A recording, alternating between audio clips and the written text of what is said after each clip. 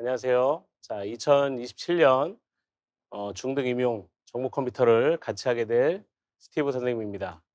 자, 우리가 2027년 임용을 준비하면서 어떤 부분들을 좀 핵심적으로 봐야 할지 우리 같이 남들보다 한 걸음 먼저 합격에 다가갈 수 있는 전략을 같이 한번 나눠보도록 하겠습니다. 자, 일단 저를 먼저 소개해 보겠습니다. 자, 저는 여러분들이 임용을 하면서 거쳐야 될 모든 경험들을 다 해본 사람이에요. 자, 제가 첫 임용을 2006년도에 봤는데, 이때는 임용에서 불합격을 했습니다. 자, 그리고 2027년도, 우리가 이제 역대급 경쟁률이라고 하는 42대 1의 경쟁률이었을 때 제가 합격을 하게 됐습니다. 자, 제가 시험 봤을 때 요 당시에는 서울에서 1 명, 경기도 20, 부산 1 명, 경남 2 명, 그리고 나머지 지역은 선발하지 않았습니다. 요때 제가 합격을 했습니다. 자, 그런데 자, 이때는 오히려 2006 년도는 경쟁률이 낮았음에도 불구하고 제가 떨어졌고, 2007 년도는 경쟁률이 압도적으로 높았지만 붙었습니다. 자, 이때 이 두 해의 차이점을 우리가 보면, 자, 이 당시에는 사실 메타인지가 막 사람들 사이에 엄청나게 이야기되지 않았습니다. 그런데 제가 되돌아보면 굉장히 낮았던 메타인지를 가지고 있던 2006 년, 그리고 굉장히 높았던 메타인지를 가지고 있던 2007 년, 이렇게 두 개의 차이를 우리가 볼 수 있습니다. 자, 그래서 우리는 공부를 하면서 나의 상태, 나의 공부 상태, 나의 신체 상태, 나의 모든 것들을 정확하게 파악하고 시험에 집중하는 1 년을 보낼 수 있는 전략들을 짜야만 합니다. 그래서 저는 불합격도 해 보고 합격도 해 보고, 그리고 자, 현직 교사 생활도 15 년을 했습니다. 자, 그러면 우리가 합격 후에 가장 꿈꾸는 상태가 또 하나가 있습니다. 합격하고 발령받고 그 사이에 발령이 나지 않아서 기다리는 대기 상태가 있죠. 저도 그 대기 발령이라고 부르는 1 년을 보내면서 기간제 생활도 해 봤습니다. 그래서 여러분들이 경험할 수 있는 모든 것들을 저는 이 시간들을 경험하고 지금 이 자리에서 이제 여러분과 함께 합격을 향해서 달려가려고 합니다. 자, 현직 교사 생활 15 년을 하면서 다양한 출제들을 많이 경험했습니다. 전국 연합 평가도 해 보고 영재 선발 문항도 개발해 보고, 그리고 사실 우리가 매우 궁금해하는 그곳에서의 시험 출제도 해 보았습니다. 자, 그리고 이제 2018 년도에 유튜브를 시작하고 이제 2026 년도부터 지스쿨과 함께 여러분과 함께 이제 합격을 향해서 달려가려고 합니다. 자, 그럼 임용 시험이라는 것은 도대체 뭐냐? 그리고 어떻게 준비해야 되냐 함께 보면, 일단 임용시험은 중등교사가 되는 가장 기본적인 과정이죠. 그래서 중등교사가 되는 과정으로 임용시험을 통과해야 되는데, 자, 임용시험이라고 하는 것은 전국에 17개 시도교육청에서 주관하는 시험이에요. 각 시도교육청에서 근무할 교사를 뽑는 시험이겠죠. 자, 그런데 이 시험은 어디서 출제하냐면 교육과정평가원, 우리가 그냥 평가원이라고 얘기하는, 교육과정평가원에서 출제를 합니다. 근데 이제 시도교육청이 위탁을 해서 출제를 하는 거예요. 그리고 1차 시험은 채점까지 여기서 책임을 지고 있습니다. 자, 그럼 시험을 보려면 우리는 무엇을 갖춰야 되냐? 자, 가장 기본적으로는 교원 자격증이 있어야 되겠죠? 교원 자격증의 표시 과목으로는 정보, 컴퓨터, 그리고 전자, 계산이라고 적혀 있는 교원 자격이 있어야 합니다. 자, 그다음에 한국사 능력 시험 자격이 있어야 되죠. 옛날에는 5 년이었어요, 5 년. 취득한 지 5 년이 지나면 취소, 다시 봐야 돼 이랬는데 지금은 그게 없어져서 상급 이상을 한 번이라도 취득했으면 해당 자격으로 시험을 볼 수가 있습니다. 자, 교육청이 요구하는 날까지, 이게 보통 이제 원서 접수 시험 보기 전에 발표가 나는 해당 시험에 합격을 해야 합니다. 그래서 이제 한국사를 아직 따지 않은 우리 수험생들이 있을 텐데, 자, 한국사는 전공과 한국사를 투 트랙으로 가면 집중이 안 돼서 따기 어렵습니다.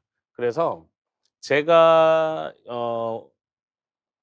선생님들한테 원하는 방법은 뭐냐면, 자 한국사를 딸 때는 한국사와 전공을 같이 가지 마시고요. 한 10일 정도, 자 10일 정도는 전공을 덮어 두고 오로지 한국사만 전공 공부하듯이 한 10일 정도, 마지막 시험 한국사 시험 접수해 놓고 시험 보기 한 열흘 전부터 한국사만 공부하세요. 그래서 한 번에 따는 것이 중요합니다. 앞에부터 3 월, 4월 자꾸 떨어지고 떨어져서 자꾸 뒤로 밀리면 조급해지고 결국 마지막에 합격을 해야 되는데 안 그러면 시험을 못 보게 돼요. 그래서 오직 한국사만 딱 집중해서 따는 것이 진짜 중요합니다.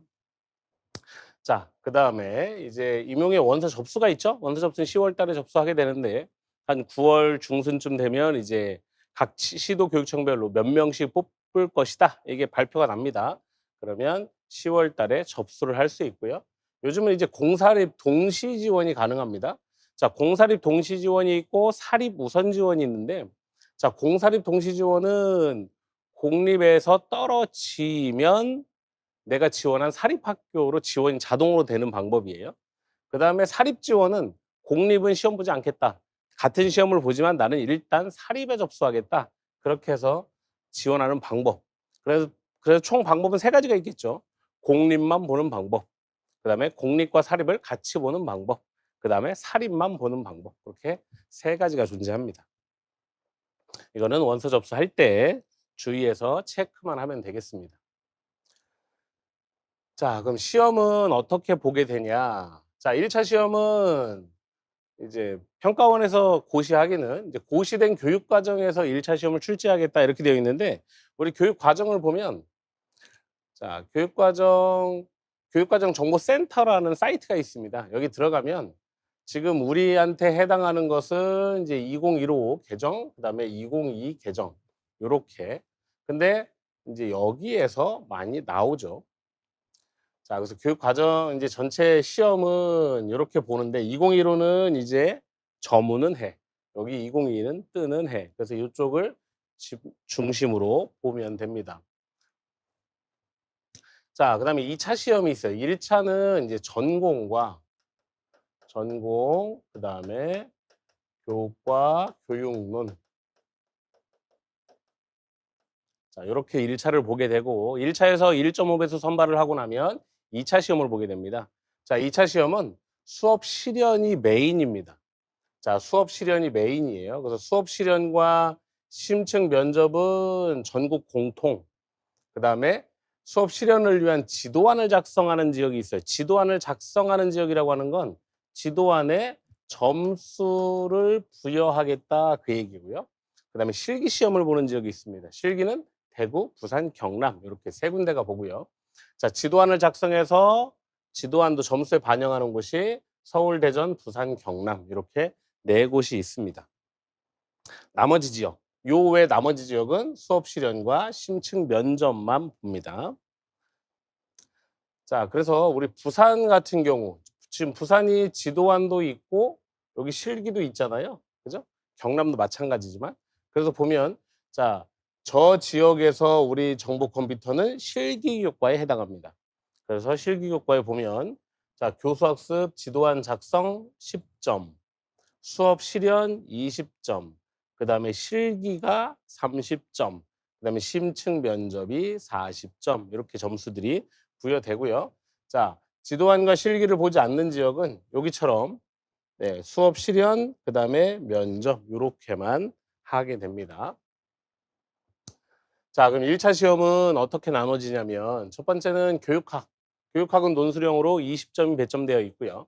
그다음에 전공이 있습니다. 전공은 전공 A형이 있고 전공 B형이 있습니다. 자, A형 40점, B형 40점. 그래서 전공이 80점이고, 그다음에 교육학 20점. 그래서 1 차는 100점으로 선발을 하게 됩니다. 자, 80점 만점 중에서 교과 교육론이 나오는데요. 교과 교육론은 보통 20점 이상 많이 출제됩니다. 24점? 많으면 28점까지 출제가 되는데, 올해는 A형, B형 모두 합쳐서 10점씩 나왔어요. 그래서 올해는 20점이 나왔는데 요거는 시험마다 조금씩 다릅니다. 자, 그리고 이제 예전에는 우리 교육과정평가원에서 2016 년도에 나왔던 이제 전공 내용을 무엇을 출제할 거냐. 그래서 출제 범위 및 내용이라는 연구 과제를 통해서 이제 "임용을 여기서만 출제하자."라고 했던 표준안이라고 부르는 것이 있어요.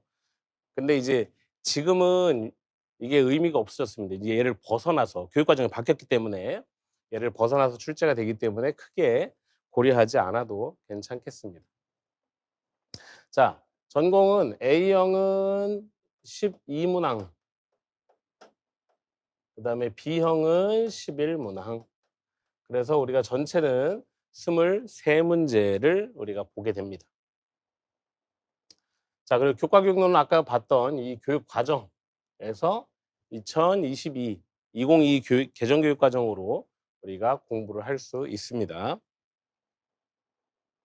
자, 그럼 1차 전공 시험은 무엇을 봐야 하느냐? 아까 봤던 교육 과정을 봐야 되고요. 그다음에 이제 컴퓨터 구조론, 그다음에 운영체제, 데이터베이스, 자료구조, 네트워크, 인공지능, 여기 빨간색으로 표현되어 있는 것이 메인 과목이에요. 메인 과목이고, 자, 프로그래밍 언어론이나 소프트웨어 공학이나 이산수학이라고 하는 얘들은 아주 가끔 한 문제씩 나옵니다. 가끔 한 문제씩.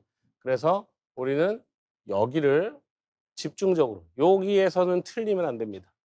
네, 여기에서는 틀리면 안 돼요. 자, 컴퓨터 구조론은 논리 회로를 포함하고 있고요. 나머지 과목들은 자료 구조는 C 언어하고 요즘에 파이썬이 또 많이 출제됩니다. 많이는 아니고 한 문제씩 출제가 되는데 어 2-3년 안에 비중이 조금 더 늘어날 거라고 생각합니다. 자, 그럼 책은 뭘 봐야 되냐? 우리가 이제 기본서라고 하는 각 과목의 기본서들을 보면, 자, 컴퓨터 구조론은 만호의 컴퓨터 시스템, 시스템 구조하고 컴퓨터 구조론, 김종희 교수님 책, 요 두 개 중에 뭐 아무거나 보셔도 되는데, 자, 이 책은 세계적인 바이블이에요. 세계적인 바이블인데 번역을 하다 보니까 말이 조금 어려운 부분들이 좀 있습니다. 그래서 요 책이 우리나라 교수님이 쓰셨으니까 말이 좀 쉽긴 합니다. 자, 요 책이 메인이고요. 자, 그다음에 운영체제. 우리가 뭐 시계책, 공용책 이렇게 부르죠? 운영체제. 이 책도, 예, 이 책 매우 메인이고요. 근데 얘도 마찬가지로 번역서라서 조금 어렵습니다. 이런 친구들은 예, 요런 책을 보셔도 되는데, 도서관이나 이런 데서 먼저 가서 살펴보시고 나한테 잘 읽힌다. 잘 마음에 나는 좀 이 책이 편한 것 같다. 그러면 구매를 하시면 좋겠습니다. 자, 그다음에 데이터베이스론. 자, 얘가 메인이고, 네. 이 책을 보셔도 무관합니다. 네. 자, 그다음에 자료구조론. 자, 시에러슨 자료구조론, 이거는 전 세계적인 바이블입니다만 오래되기도 했고 내용이 조금 코드가 약간 어렵습니다. 이것에 비해서 이 C로 쉽게 풀어 쓴 자료구조, 네, 쉽습니다. 이 책을 보시는 것도 좋습니다. 자, 그다음에 데이터 통신과 네트워크. 자, 이제 우리 네트워크는 네, 바이블이에요. 6판도 있고 이전에 5판도 괜찮습니다. 네, 5판에서 물리층의 양을 확 줄여서 6판이 나왔는데, 그래서 6판은 5판보다 책 두께가 좀 얇습니다. 볼 때 좀 덜 부담스러워요. 5판은 볼 때 심히 부담스럽습니다. 자, 그다음에 인공지능은 기본서라고 하기는 좀 그렇고, 인공지능은 이런 책들이 있긴 한데 이 책보다는 우리 고등학교 인공지능 기초의 교과서와 그다음에 교과서에서 다루고 있는 주요 용어들을 찾아서 정리하는 것이 오히려 더 좋을 것 같습니다. 자, 기본서들은 우리가 이 정도로 살펴볼 수가 있습니다. 자, 그다음에 2차 시험이 있습니다. 2차 시험은 수업 실연이 메인입니다. 수업 실연. 그러니까 수업 실현은 수업을 하는 거야. 심사위원들 앞에서 주어진 지도안을 가지고 내가 그 지도안의 일부를 내가 구상하고 15분 또는 20분 정도를 그 심사위원들 앞에서 수업을 진행하는 겁니다.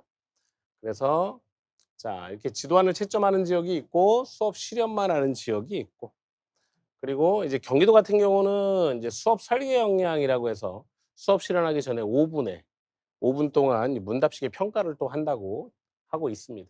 그다음에 실기가 이렇게 있습니다.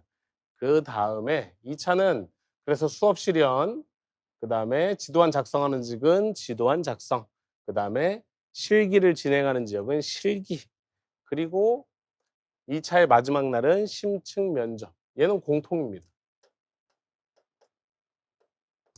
모두 다 본다 그 얘기예요. 모두 다 보는데 이제 심층 면접도 평가원 지역이라고 불리는 곳이 있어요.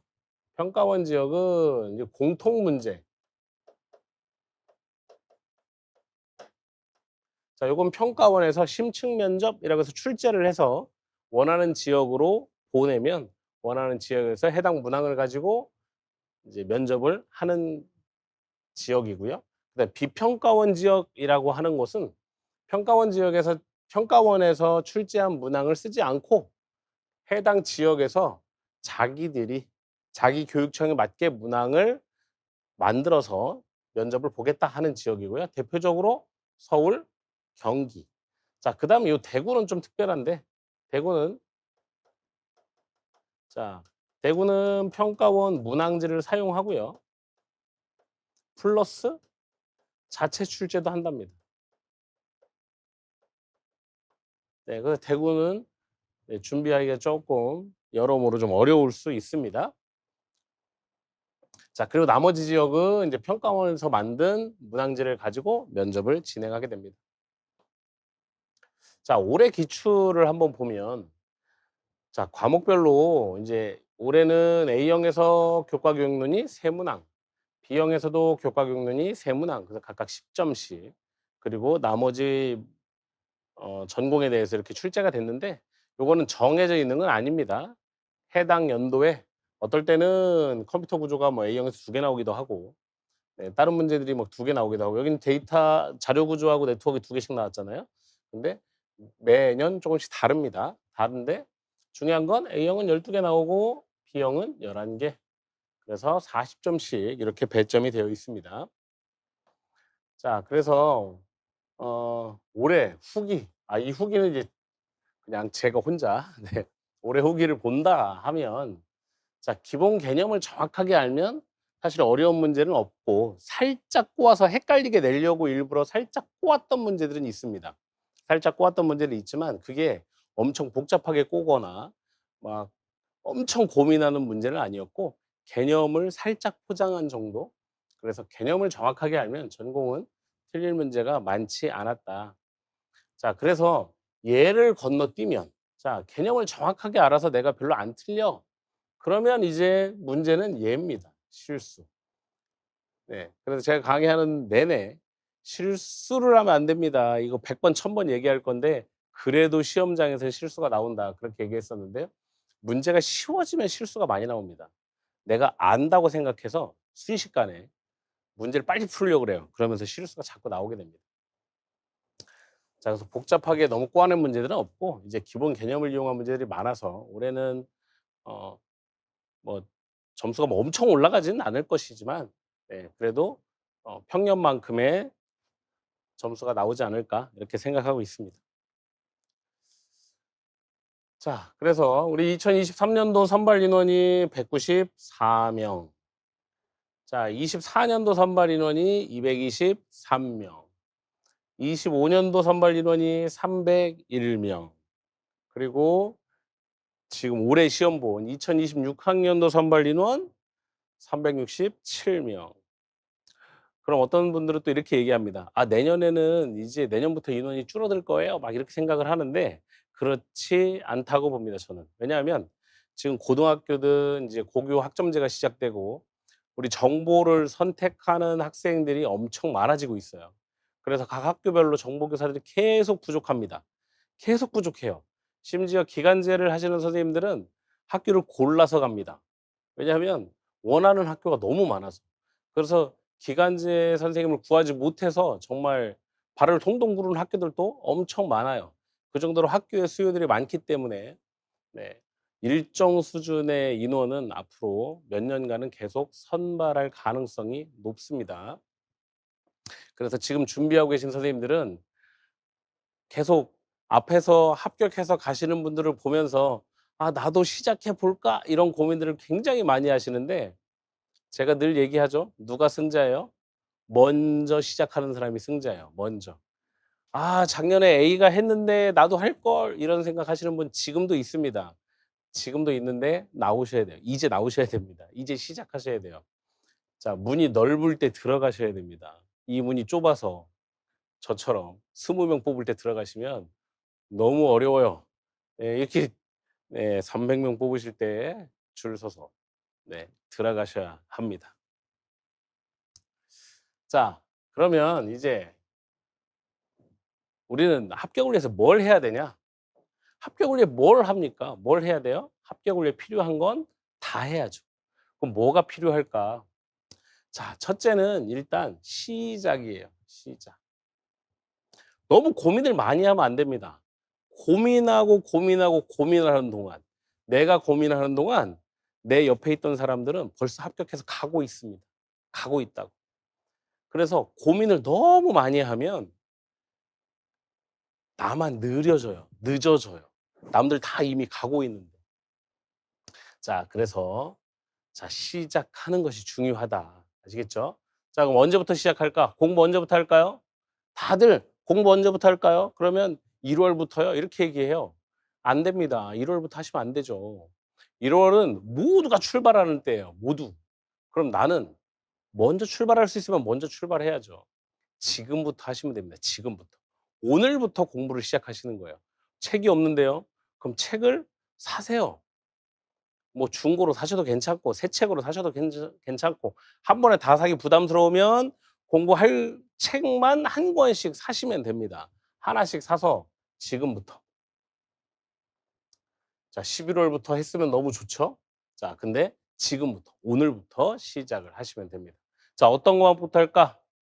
자 컴퓨터 구조부터 하면 너무 좋습니다. 왜냐하면 강의가 컴퓨터 구조부터 시작되니까. 컴퓨터 구조 앞에 있는 논리회로부터 시작하면 좋습니다. 아 그런데 나는 컴퓨터 구조가 너무 힘들었어요.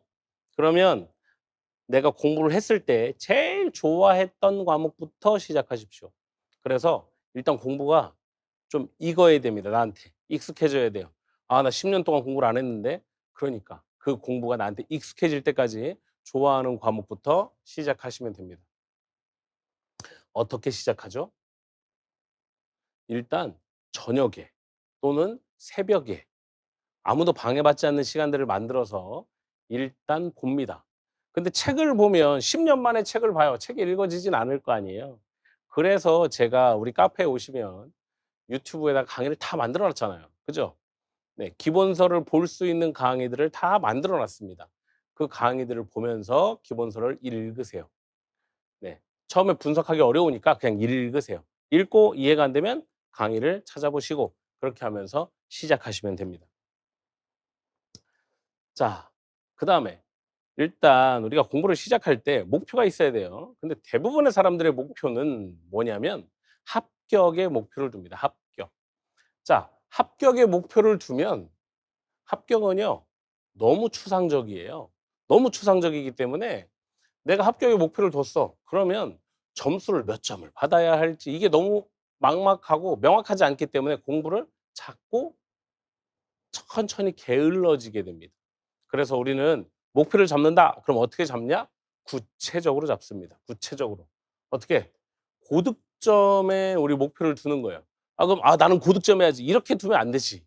당연히. 당연히 안 됩니다. 자 고득점에 목표를 두는데 그러면 구체적으로 점수를 찍습니다. 나 전공 65 점.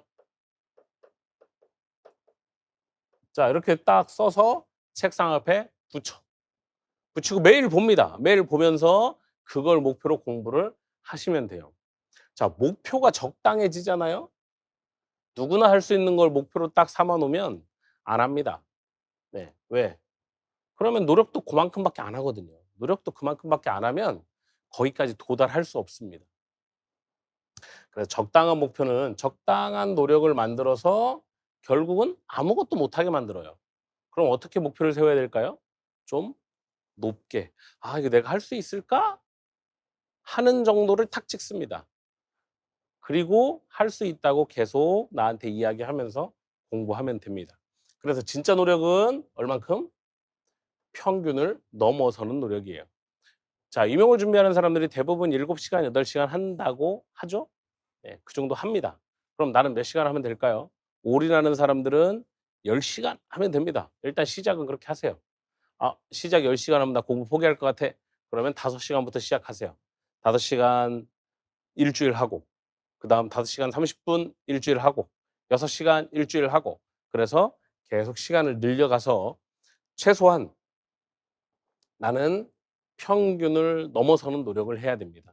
왜냐하면 우리 시험은 경쟁 시험이에요. 남들을 이겨야만 내가 합격하는 시험이에요. 근데 남들 하는 만큼 하면서 '내가 쟤를 이겨야 되겠다.' 그거는 과한 욕심이죠. 네. 그거는 어쩌면 안 될 수도 있어요. 그죠? 그런데 되게 하려면 어떻게 해야 되냐? 내가 그 사람보다 먼저 시작하고 내가 그 사람보다 많이 하면 됩니다. 자, 그래서 평균을 넘어서는 노력이 진짜 중요하다. 자, 그래서 적당히 공부하지 말고 지금까지 '내 인생에 진짜 이런 시간이 있었나? 와, 중고등학교 때도 내가 이렇게 공부하지 않았는데.' 라는 만큼의 공부를 딱 1 년만 하면 1년 안에 끝납니다. 그런데 적당하게 공부하잖아요. 이거 계속 돼요. 임용에서 제일 무서운 건 아슬아슬하게 떨어지는 거예요. 아슬아슬하게 떨어지는 거. 그러면 그다음 해에 더 세게 많이 공부하지 못합니다. 왜냐하면 아슬아슬하게 떨어졌어. 내가 이거 한 문제만 실수하지 않았으면 그럼 나는 실력은 되네. 내년에는 요것만 실수하지 말아야 되겠다.'라고 생각하고 딱 그만큼 공부합니다. 그래서 너무 안타깝습니다. 적당히 공부하라고 옆에서 "야 씨 적당히 해." 네, 그런 사람을 멀리하셔야 돼요. 자, 우리 공부 어떻게 해? "와 씨 내가 이렇게 공부했으면 서울대를 갔지."라고 하는 만큼 하세요. 그러면 한 번에 끝납니다, 한 번에. 자, 제가 추천하는 합격을 위해서 필요한 거 다 하자. 제가 추천하는 제일 첫 번째 방법은 일단은 합격 수기를 분석하는 거예요. 자, 어떤 길이든지 그 길을 가본 사람이 그 길을 가장 잘 알아요. 그 길을 가본 사람이 어떻게 준비해야 되는지도 알고, 준비하다가 어려움이 생기면 어떻게 그것을 이겨나가는지도 알고, 모든 것들을 설명할 수 있는 그 지혜는 그 길을 가본 사람들이 알고 있어요. 그래서 합격 수기를 많이 보시면 좋고, 정리해서 읽다 보니까 요런 것들은 되게 좋은 방법이다 싶은 것들은 적어서 내가 공부할 때 나한테 써먹으면 됩니다. 자, 그다음에 열심히 하는 거 중요해요. 뭐 하루에 10 시간 뭐 15 시간. 그런데 그거보다 더 중요한 건 잘하는 거예요. 어떤 친구는 하루에 7 시간씩 공부하던 친구가 있었어요. 그래서 제가 "시간을 쪼끔만 더 늘리면 안 되겠니?" 이렇게 물어봤습니다. 그랬더니 그 친구가 저는 7 시간을 넘어가면 집중력이 현저하게 떨어진대요. 그 메타인지가 높은 거예요. 본인은 본인을 정확하게 알고 있어요. 그래서 그 친구가 뭐라 그랬냐면 "대신 저는 그 7 시간을 책상에 앉으면 꼼짝도 하지 않고 오로지 공부만 합니다." 그렇게 이야기를 하더라고요. 그래서 잘했습니다. 그래서 저는 제 욕심은 '이렇게 잘하는데 시간을 늘리면 더 잘할 것 같은데.' 이런 생각이었는데 그 친구는 본인이 본인을 정확하게 알고 있었기 때문에 그렇게 했습니다. 자, 그다음에 기본서의 내용을 정확하게 이해하고 설명할 수 있는 거, 이게 제가 제일 좋아하는 말인데, "기본서를 설명해 보자." 기본서를 설명하면 내가 아는지 모르는지를 정확하게 알아요. 그런데 공부하는 많은 사람들이 이 과정을 건너뜁니다. 건너뛰고 공부를 자꾸 눈으로 하려고 그래요. 눈으로 하려고 하다 보니까 이 설명이 안 되는데도 불구하고 내가 알고 있다고 생각합니다. 그 눈으로만 보면 대부분 그렇게 보여요. 내가 아는 것처럼 느껴집니다. '아 이거 알 것 같아.' 그냥 막 넘어가거든요. 그런데 실제로 내가 설명을 해 보면 막히는 곳이 상당히 많아요. 생각보다 많습니다. 그래서 정확히 알고 있나 모르고 있나 이거는 내가 설명을 할 때 알 수 있다.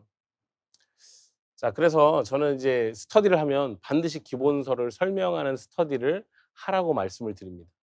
그렇게 해야 내가 실수하지 않고 내가 아는 것과 모르는 것을 정확하게 구분해서 모르는 부분을 집중적으로 공부하게 된다는 거죠. 자 그래서 우리는 이런 과정들을 많이 하려고 많은 소통 채널을 갖고 있는데 자 우리 격주 수요일 이제 2월 달부터 시작할 텐데 격주 수요일에 저녁에 줌에서 문제풀이를 합니다. 뭐 실시간으로 할 수도 있고 아니면 비실시간으로 카페에 문제 올려 놓고 그다음 날 풀이를 올리기도 하고 뭐 정답 파일을 올리기도 하고 그래서 아주 2월 달부터 네 그냥 모의고사처럼 문제도 한 번씩 풀어 보고 내가 이걸 정확하게 이해했나 안 했나 확인도 해 보고 그런 시간들을 갖습니다. 자 그리고 주간에는 제가 줌을 늘 켜 놔요. 그래서 줌이 늘 켜져 있는데 거기 와서 이해 안 되는 부분, 설명하다 안 되는 부분 여기 와서 저한테 질문하시면 됩니다. 그러면 제가 그 자리에 있으면 설명을 해 드릴 것이고 아니면 카톡으로 질문하셔도 괜찮습니다. 자 그리고 스터디 네 스터디도 줌 소회의실을 잔뜩 열어 놨어요. 그래서 오셔서 줌에서 소회의실에서 온라인 스터디를 할 수도 있습니다. 그리고 여러 가지 문제들을 제공해서 이것들을 다 할 수 있게 합니다. 선생님들의 합격을 위해서 필요한 거 다 하고 저도 선생님들의 합격을 위해서 필요한 것들을 다 합니다. 자 학습 일지 코칭도 하는데 이걸 위해서 사이트도 만들었습니다. 자 한번 보면 자 이 줌에 네 제가 여기 짠 있죠. 네. 그리고 소회의실에 다른 분들이 들어가서 이렇게 막 스터디를 막 하고 네. 혹시 스터디하다가 잘 안 되는 거 있으면 저를 막 부릅니다. 그럼 저도 들어가서 또 같이 네 설명도 하고 이렇게 하고 있습니다. 그다음에 카카오톡에 오픈에 이렇게 네 지금 286 명이 저한테 네 저와 같이 이렇게 질문하고 답변하고 뭐 다양한 이야기들을 하고 있습니다. 자 그리고 요거는 학습 일지예요. 선생님들이 학습 일지를 올리시면 저는 일괄로 총괄에 다 보입니다. 다른 선생님들은 본인 거만 보이겠죠. 본인 거와 여기다 고민 상담도 하고 질문도 하고 하루 일과를 적기도 하고 다양한 방법으로 네 루틴들을 만들어 가고 루틴들을 체크합니다. 자 일단 열심히보다 중요한 거 뭐 하는 거예요? 잘해야 돼요. 잘해야 됩니다. 그래서 네 시간을 들인 만큼 효과 있는 공부를 하는 것이 진짜 중요합니다. 자 그러기 위해서는 누구보다 정확하게 이해해야 되겠죠. 이해하고 내가 이해한 게 맞는지 안 맞는지 확인하는 작업도 좀 필요하고 그다음에는 문제를 풀면서 확실하게 적용을 해 봐야 돼요. 그래서 우리는 문제 이 교재가 기본 이론이 앞에 있고 이론 바로 뒤에 해당하는 챕터 뒤에 가면 기출 문제가 있어요. 만약에 컴퓨터 구조의 파이프라인을 했다. 파이프라인을 딱 공부했어요. 그럼 바로 뒤에 가면 파이프라인 기출 문제가 쫙 붙어 있습니다. 왜? 이론을 공부했으니까 적용해 봐야죠. 그죠? 그래서 수업을 듣고 아 내가 정확하게 이해하고 있는지 그렇지 않은지 확인해야 되고 그리고 기출을 풀면서 내가 확인한 것을 적용해 보고 이런 과정을 반드시 거쳐야만 합니다. 그래서 정확하게 공부하면 실력이 좋아질 수밖에 없어요. 문제가 아무리 어려워져도 이렇게 탁월한 실력을 가진 사람들은 생각보다 점수가 내려가지 않아요. 네. 자, 그래서 실력을 높이는 데 필요한 것들은 다 해 봐야 됩니다. 이 시도해 보라는 얘기는 뭐냐면 A라는 사람이 시도한 방법이 나한테 맞을 수도 있고 아닐 수도 있어요. 그러니까 시도해 보는 거예요. 시도해서 나한테 맞으면 나도 그 방법을 사용하고 '아 해 봤는데 나랑은 딱 맞지 않더라.' 그러면 네 쪼끔 하다 말고 그럴 수도 있는 거죠. 그래서 나에게 모든 것들을 시도해서 나에게 맞춰 가야 됩니다. 그다음에 나의 현실. 이 현실이라고 하는 건 실력에 대한 현실도 있고요. 내 몸의 상태, 나의 공부의 어떤 특성, 나의 수면의 특성, 뭐 식사의 특성 여러 가지 나의 현실을 정확하게 알아야 됩니다. 그 메타인지가 높아져야 된다는 거죠. 그래야 정확하게 나를 보고 공부에 필요한 대로 나를 바꿔갈 수 있는 거예요. 자, 그 동일한 실수를 반복하면 안 됩니다. 동일한 실수를 반복한다는 건 물론 문제를 풀면서의 실수도 실수죠. 그런데 어떤 생활 패턴에서의 실수도 반복하면 안 됩니다. 뭐 예를 들면 작년에 내가 공부를 이런 방법으로 했어요. 아 그랬더니 생각보다 점수가 안 나왔어. 또는 아슬아슬하게 떨어졌어. 이제 올해 다시 해야 돼. 이럴 때 작년 방법을 그대로 쓸 거냐? 아니면 작년을 되돌아보니까 '아 내가 이러이러한 실수들을 했더라. 아 요거는 나한테 맞지 않는 거였는데 내가 계속 고수해 왔어. 그쵸? 그런 것들을 바꿔야 된다는 거예요. 같은 실수를. 작년에 했던 똑같은 방법으로 올해 또 한다? 그러면 올해도 결과는 거의 똑같을 가능성이 매우 높습니다.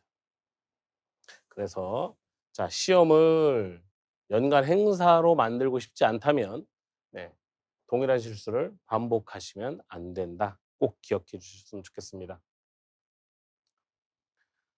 자, 우리의 상태, 가장 위험한 상태, 가장 위험한 상태. 알 것 같아. 이겁니다. 알 것 같아. 또는 아는 것 같아. 이런 느낌이죠, 느낌.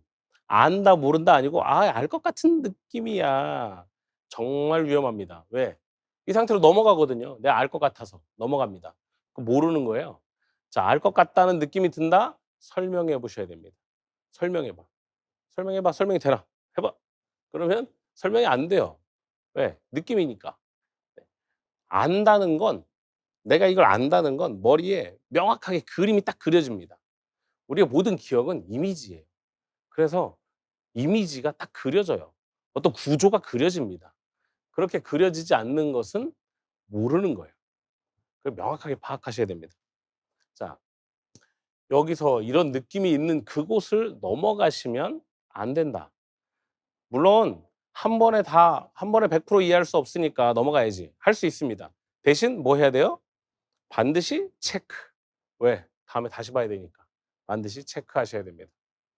자, 그래서 이런 것들을 해결하는 방법은 이제 설명해 보는 습관이에요. 이제 비주얼 티칭이라고 그래요. 네. 눈에 보이는 것처럼 막 그림 그려 가면서 설명하고 막 이런 것들. 네. 그다음에 문제를 풀면 문제 풀면서 이런 거다? '내가 문제 왜 이렇게 풀었지?' 정확하게 근거 있게 설명해야 된다. 그 동생에게 설명하듯이. 동생은 전공자가 아니잖아요. 모르는 사람이야. 모르는 사람한테 내가 이걸 설명하고 있어. 쉽게 설명해야 되겠죠. 이게 무슨 얘기냐? 내가 정확하게 이해했으면 설명은 쉬워집니다. 내가 이해를 잘 못했어. 그럼 설명이 어려워져요. 설명이 어디로 가는지 몰라. 본인도 몰라요. 막 이상한 데로 설명이 갑니다. 그러면 이해하지 못한 거예요. 자, 공부는 이렇게 하고, 자, 공부를 위해서 우리가 생활 습관 다지기를 해야 됩니다. 생활 습관 다지기. 자, 생활 습관 다지기는 일단 우리 생활에서 불필요한 것들. 자, 임용, 공부 이외에 필요 없는 것들은 걷어내는 거예요. 그다음에 해야 되는 것들은 들여오는 겁니다. 자, 이게 생활 습관 다지기예요. 그래서 저는 이제 학습 일지를 쓰라고 하는데 꼭 뭐 이런 일지가 아니어도 괜찮습니다. 꼭 이런 일지가 아니어도 뭐 플래너에다 써도 되고 뭐 다양한 방법들이 있는데 지금 저랑 공부했던 선생님들은 어떻게 했냐면 이렇게 일지를 쓰면 이거를 아까 학습 일지 사이트라고 했던 곳에 업로드하고 그냥 짧게 뭐 상담이 필요하면 글을 쓰기도 하고 그냥 얘만 그냥 업로드하기도 합니다. 그럼 제가 여기 하루의 일과들을 보고 공부하는 패턴, 식사 패턴 이런 것들을 보면서 짧게 짧게 코칭을 하면서 우리 과한 거, 불필요한 것들 없애고 필요한 것들, 부족한 것들 채워 넣고 그래서 루틴을 만드는 거예요. 자, 우리가 이 1-2월 달에는 우리 생활을 이제 완벽한 루틴 나쁘게 말하면 다람쥐 쳇바퀴를 만듭니다. 다람쥐 쳇바퀴. 그래서 완벽한 루틴을 만들어서 아침에 일어나면 아무 생각 없이 씻고 밥 먹고 공부하는 데까지 가서 딱 앉습니다. 공부 시작. 그러면 하루의 공부를 시작하죠. 쭉 끝나면 잠자리에 들 때까지 이 하루를 루틴으로 만들어 놓는 거예요. 자, 루틴으로 만들어 놓으면 장점이 있어요. 자, 공부하다 배가 고파. 밥을 먹겠죠. 밥을 어떻게 먹을 거지? 그런 것도 다 정해져 있는 거예요. 공부하다 졸려. 어떡하지? 처음에는 스트레칭을 하고 그다음은 커피를 한 잔 하고 그래도 잠이 안 깨면 옥상에 올라가서 소리 한번 지르고 그래도 안 되면 엎드려서 자고 마치 이런 딱 정해져 있는 규칙 이런 것들을 싹 만들어 놓고 그대로 하면 됩니다. 그러면 우리는 불필요한 어떤 선택의 에너지들을 쓰지 않습니다. 어 우리 뭐 스티브 잡스라든지 아니면 저크버거라든지 이렇게 유명 CEO들을 보면 늘 청바지에 흰 티 하나 입잖아요. 그들이 왜 그렇게 하는 거예요? 옷을 선택하는데 에너지를 쓰고 싶지 않은 거예요. '아 오늘 뭐 입지? 이거 입을까? 저거 입을까?' 이런 곳에 에너지를 쓰고 싶지 않은 거예요. 그냥 늘 같은 복장 얼마나 편해요. 에너지를 낭비하지 않는 거죠. 그들은 하고 싶은 것에 집중하고 싶은 거예요. 자기들이 하는 일에 집중하고 싶은 거예요. 그래서 우리도 그런 루틴을 만들면 참 좋겠다라는 거죠.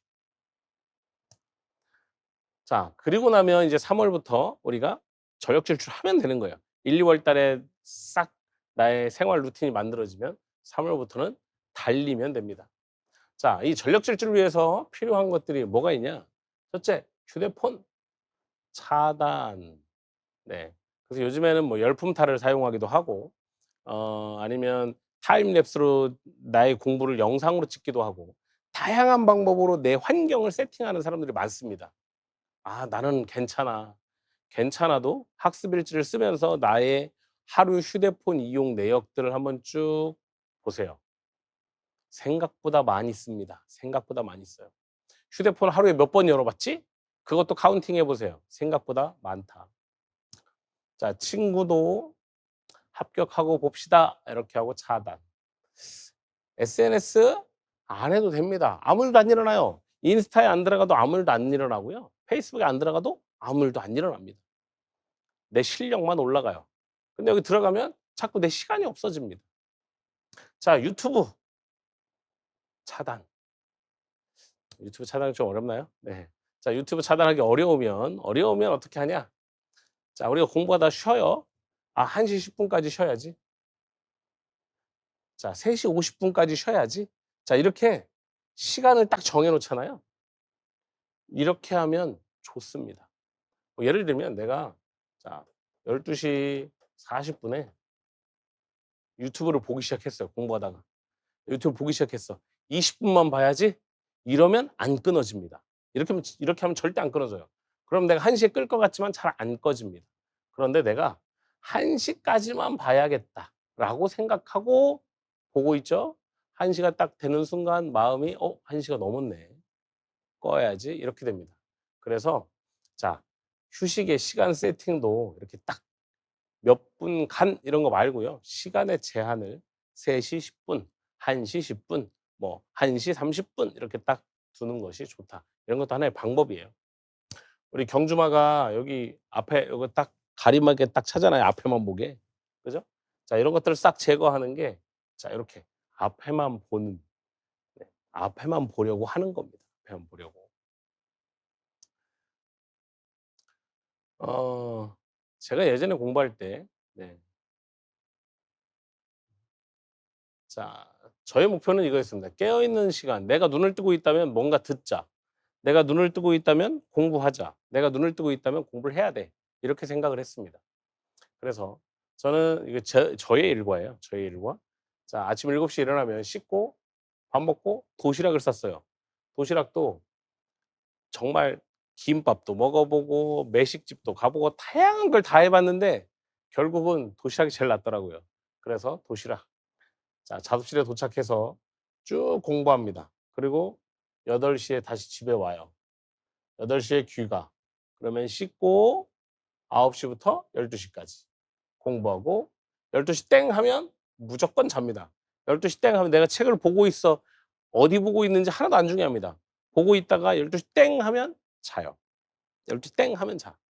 그러면 다시 언제 일어나요? 7 시에. 그래서 이거 아주 이렇게 루틴으로 네. 그래서 저희 목표는 깨어 있으면 공부하자. 내가 이동하고 있잖아요. 이동하는 동안 자지 않잖아. 깨어 있잖아요. 그럼 늘 귀에 뭔가 들으면서 계속 공부를 했던 기억이 있습니다. 자, 그래서 선생님들도 이제 준비하시는 선생님들은 특히 이제 일 병행하시는 분들이나 자, 공부에 올인하시는 분들이나 일단 목표는 합격이잖아요. 고득점이 목표예요, 고득점. 그러려면 나의 모든 생활이 공부에 맞춰져 있어야 됩니다. 자, 출퇴근길 언제든지 귀로 뭔가 들어 공부에 대한 걸 듣습니다.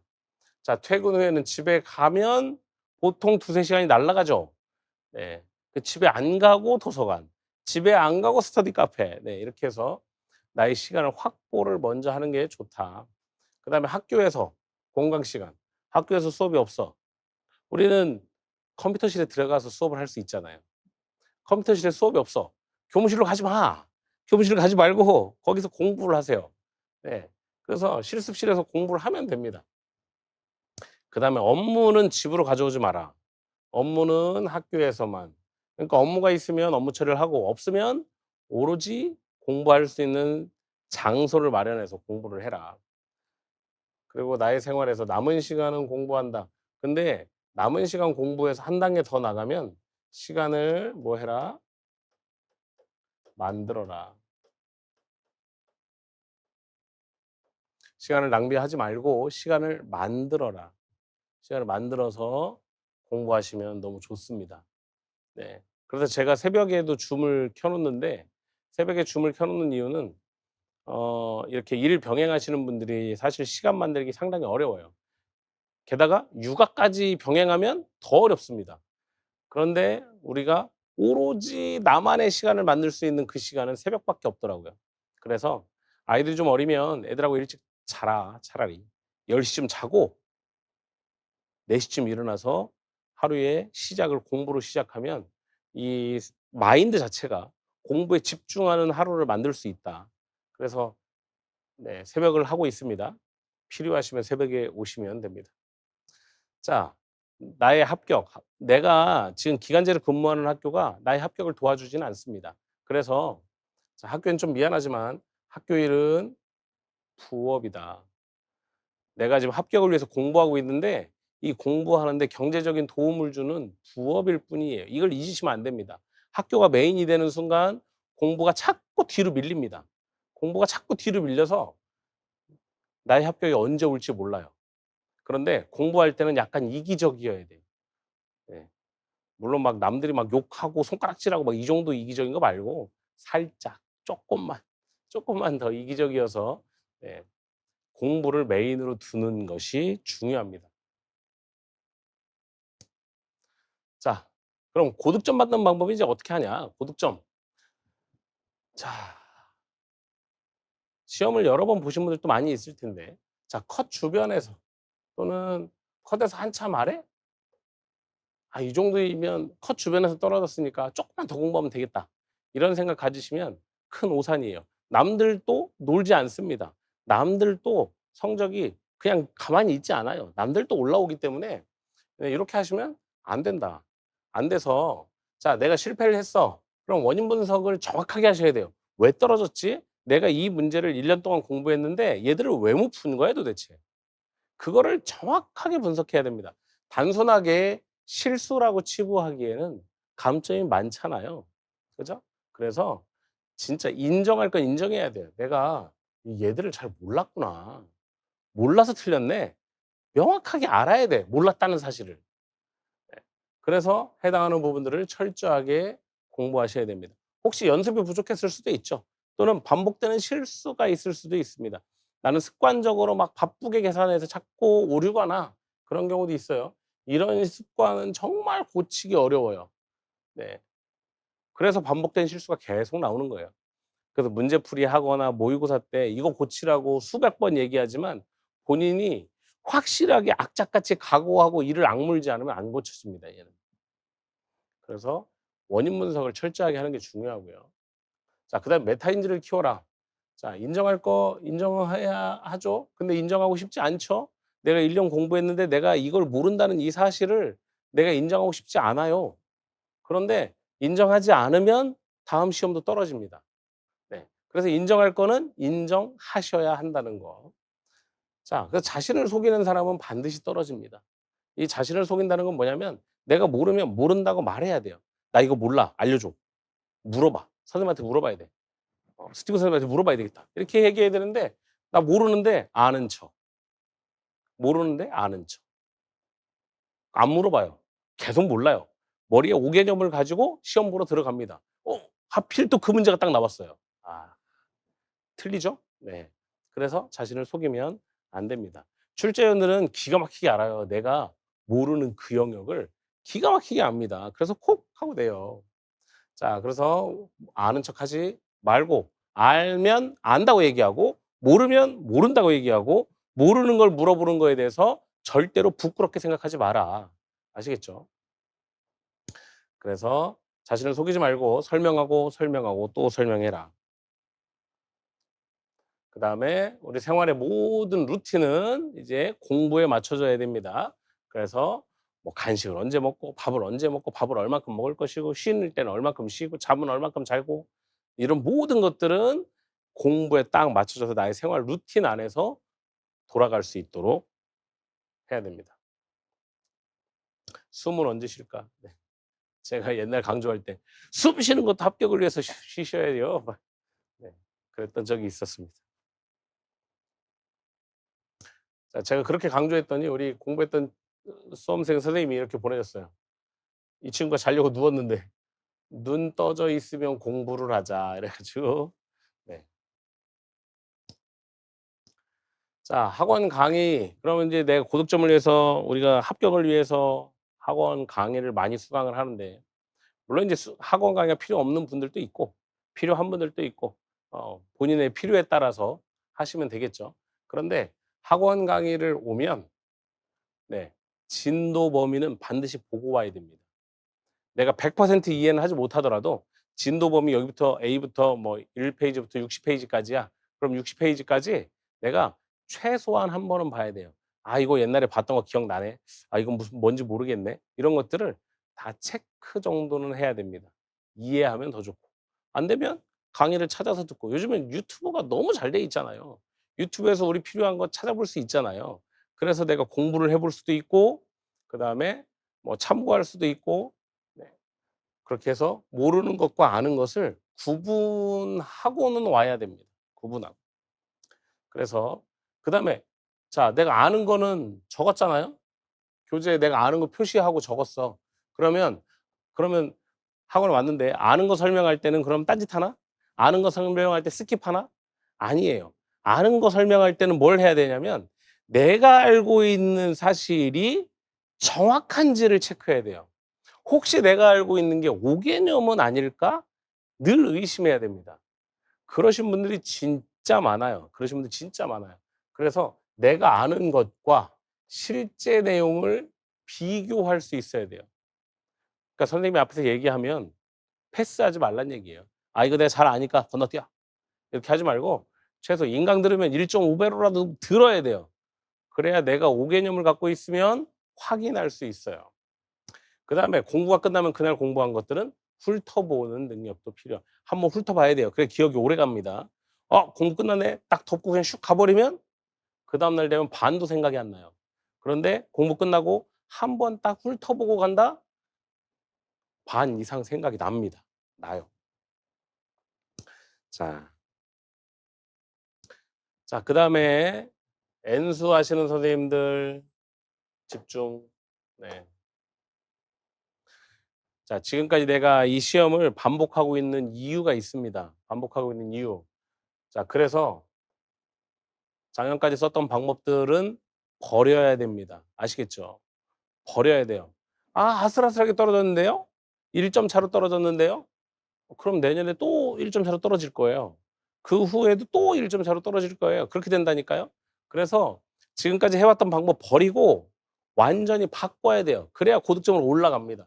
자 그래서 계속 실패한 방법이에요. 지금까지 썼던 방법이. 실패한 방법이기 때문에 지금 계속 아직 못 올라가고 있는 거예요 거기까지. 자 그래서 적당한 공부를 버려라. 네. 이건 제가 늘 강조하는 방법인데 물론 경쟁률이 낮으니까 적당히 해도 되지 않을까요? 되는 사람도 있고 아닌 사람도 있죠. 그러니까 누구에겐 "적당히 해라. 말아라." 이렇게 말할 수는 없습니다. 물론 본인이 알죠. '아 나는 넘어갈 수 있어.' 근데 그걸 장담할 수 있는 방법은 없습니다. 합격을 장담할 수 있는 방법은 하나예요. 잘하는 거예요. 근데 잘하는 것을 보장하는 방법도 하나입니다. 열심히 해야 되고 누구보다 정확하게 공부해야 돼요. 자 그게 안 되면 안 돼요. 그래서 컷 근처에서 이렇게 떨어졌다? '아 쪼끔만 더 하면 돼. 쪼끔만 더 하면 돼.' 이거 진짜 악마의 속삭임이에요. 쪼끔만 더 하면 되지 않고요. 많이 더 해야 돼요. 많이. 악착같이 더 해야 돼요.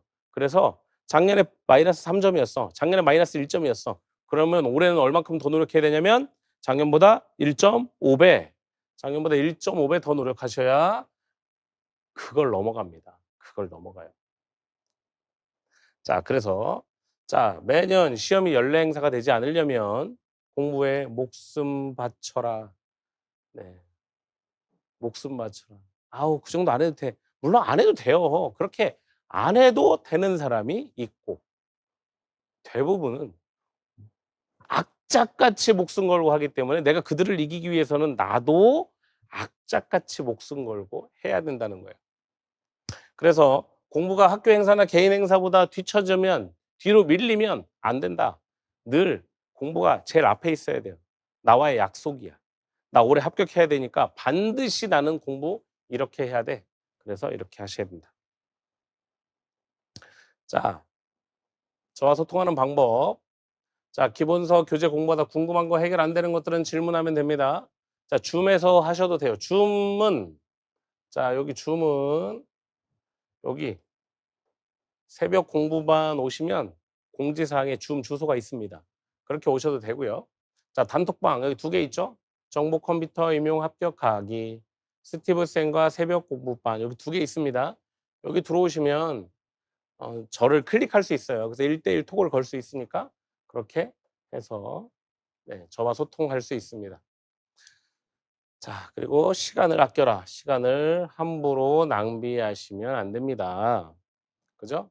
시간 1년 금방 갑니다. 공부하다 보면 1년 금방 가요. 1년 금방 갔을 때 '아 한 달만 더 있었으면 좋겠다. 일 주일만 더 있었으면 좋겠다.' 그거를 그때 가서 고민하지 말고 지금 시간을 아껴서 지금 이 시간들을 만들어 내시면 가장 좋습니다. 자, 여러분의 고민 끝에는 제가 있습니다. 어떤 내용을 공부하시다가 20분 이상 고민이 될 것 같아. 자, 20 분이 넘어갔어. 그러면 저한테 고민을 남겨 주세요. 네, 카톡에 남기셔도 되고 카톡에 남기는 게 제일 좋습니다. 카톡에 남기시면 제가 최대한 빠르게 답변을 남겨 드립니다. 자, 그리고 한 번 이해했어요. 완벽히 내가 이해된 것 같아. 그러면 최소한 5번은 설명해 봐야 돼요. 어 5번. 그림 다른 그림 가지고도 설명해 보고 완벽하게 내가 이해돼서 암기될 때까지 그렇게 하시면 된다. 그래서 우리 단원 끝에 기출문제, 연습문제 이런 거 가지고 연습하는 것이 매우 중요하다. 그래야 내가 이해한 게 완전히 적용이 돼서 머리에 이미지화됩니다. 이미지화. 자, 우리가 공부하는 데 있어서 제일 위험한 건 막연한 기대예요. 열심히 하지 않는데 합격할 수 있을 거라고 생각하는 거. 남들보다는 조금 공부하는데 남들보다 잘할 거라는 거. 이게 막연한 기대거든요. 이 막연한 기대는 사람을 병들게 합니다. 왜냐하면 작년에도 악착같이 안 했고 애매하게 공부했는데 될 것 같기는 한데 이렇게 생각하면 그러다가 시험 2번, 3번 떨어지잖아요. 정말 사람 마음이 너무 아파요. 사람 마음 너무 아픕니다. 그래서 떨어지면 안 돼. 떨어지면 안 된다는 얘기는 이 임용이라는 이 자리는 최대한 열심히 해서 빨리 끝내는 게 답입니다. 빨리 끝내는 거. 아시겠죠? 그래서 치열하게 노력해서 빨리 그 열매를 맛보시면 좋겠습니다. 자, 여러분의 1년 저와 함께 하시면 정말 후회 없도록 만들어 드리겠습니다. 후회하지 않는 1 년이 되도록. 어쩌면 저랑 1 년을 보내시면 이 1 년이 1년 6 개월처럼 느껴질 수 있습니다. 왜냐하면 우리의 시간을 만들 거거든요. 시간을 만들어서 더 공부하게 하고 더 많은 것들을 여러분에게 제시할 예정입니다. 그래서 남들 1년 공부하고 시험 보러 갈 때 우리는 1년 6 개월 공부하고 시험 보러 가는 것처럼 압도적으로 공부해서 이 시험을 한 번에 딱 한 번에 통과할 수 있는 그런 2026 년이 됐으면 좋겠습니다. 저와 함께 하실 여러분 26년 화이팅 하겠습니다. 화이팅!